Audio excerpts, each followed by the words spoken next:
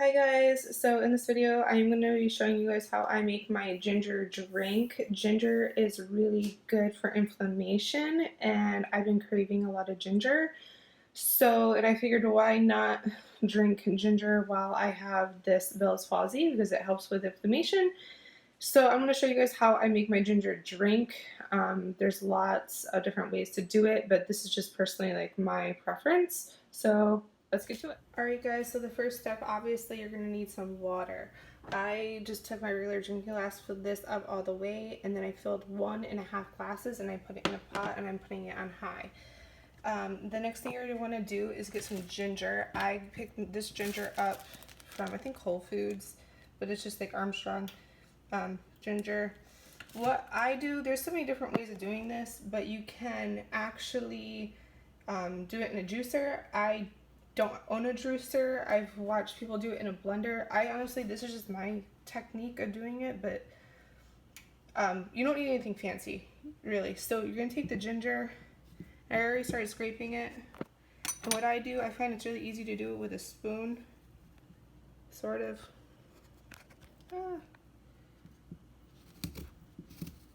It comes off, so I don't have a tripod, but you see it comes off really easy.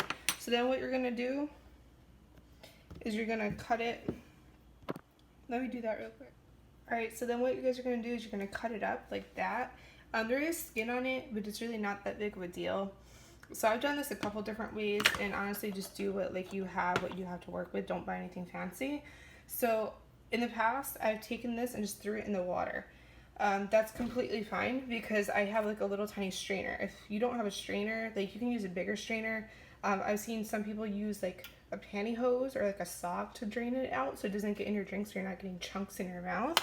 But what I personally like doing, putting it in here like a chopper, and then sort of loud. And if you have those palsy and you're doing this, it might even be like louder. So I guess just beware. So now what you're gonna do, I'm doing this with one hand, so it's pretty difficult. But you're basically, I let mine heat up and I dump it all in. So that's like pretty much the first step to do. So I'm gonna do this real quick, and then I'm gonna let it boil like high heat, and I'm gonna cover it for about 5 minutes, and then I'm gonna add in the remaining stuff. Depending on how, like if you don't really like a lot of ginger, you're not gonna want to put a lot of ginger in it because it's gonna taste a lot strong. I personally love ginger. Alright guys, now that it is boiling, it's been boiling for about 5 minutes. What I'm going to do, I forgot to show you, I'm going to put lemon in it. If you have a real lemon, that would be probably better, but this is what I have. Because of having one hand, I'm not going to measure everything out, but I know what I like. So I put about, I don't know, about a teaspoon of lemon in it. And then what I'm going to do, because it's been in the fridge, I'll probably cool it down. And then some cayenne pepper.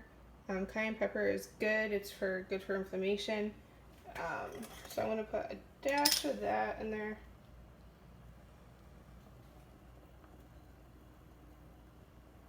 Just a little. If you want more, I don't think there's a right or wrong amount. I guess the most important part right now is just that like all these things have an anti-inflammatory. So the next thing I'm going to do is get honey. This is the only honey I have in my house right now, and I really don't feel like going out and driving. Oh wait, actually, take that back. I have raw, unfiltered honey. Let's try this. I haven't tried that. So I'm going to take about a teaspoon and put that in there. Alright, so I'm going to put the teaspoon of honey in there, and I'm just honestly going to stir it up. Get all the honey off the spoon. I don't like to waste. This is like the one drink that I do not share with people. And now, so this other stuff is optional. I personally do a lot of essential oils, and I use the doTERRA brand. By no means, I'm not sponsoring anything. but I will like leave links if you guys want to find out where to get it or want more information. So these essential oils, if you're going to use essential oils, you want to make sure that they have a food label on the back, and that's how you know that they're safe to ingest. So this is, I'm going to say this wrong because I can't really pronounce the B's and the P's right now, but this is basically like a medical marijuana, so that's really good for like inflammation, your health stuff. The next one is turmeric. I actually have some powdered turmeric, but I like using that when I cook, so I want to use this instead. And I'm going to put 1 drop of each. The other thing is there's more ginger.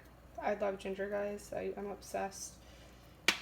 And then another product I like is On Guard, which is like cinnamony, and it's supposed to like help like your overall cells and stuff. So I'm going to put 1 drop of these in each of that. Stir that up and let it sit for about a minute. And I'm going to turn off the heat, and then we'll pour it in a glass, and then we're going to enjoy. Alright guys, so now that I turned it off, it's been off for about a minute. You might want to let it cool down more. So what you'll want to do is you want to filter all that stuff out. So I have this little filter. You're going to want to make sure it's like in a glass that can withstand heat. So like a coffee mug or something, but so I can show you guys. We're going to do, we gotta switch hands. So I'm just going to gently pour it in. So it's going to make a little bit more than a cup. Okay, which is fine. I like leftovers. So if you want to make a bigger batch, by all means make a bigger batch. And then what you can do is like I have like these like leftover jars, like glass jars. If you want to like make a big batch of it, I've just been doing it every single day because I find that I've had a lot of time on my hands having this Bell's palsy, and I'm looking for stuff to do. So you can, I have a ton of mason jars. So you could technically like fill this up with mason jars and like put them in the fridge, and then you have it already, and then it'll just be cold. I personally like my stuff really warm.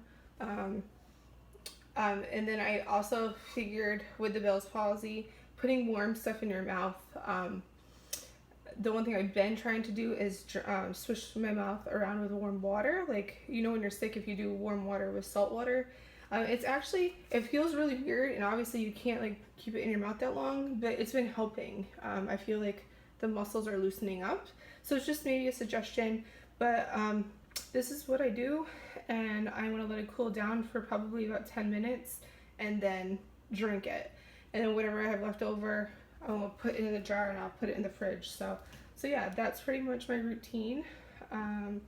Try it, let me know, and then experiment. Like, there's no right or wrong way of doing it. I just have been looking at a lot of anti-inflammatory products.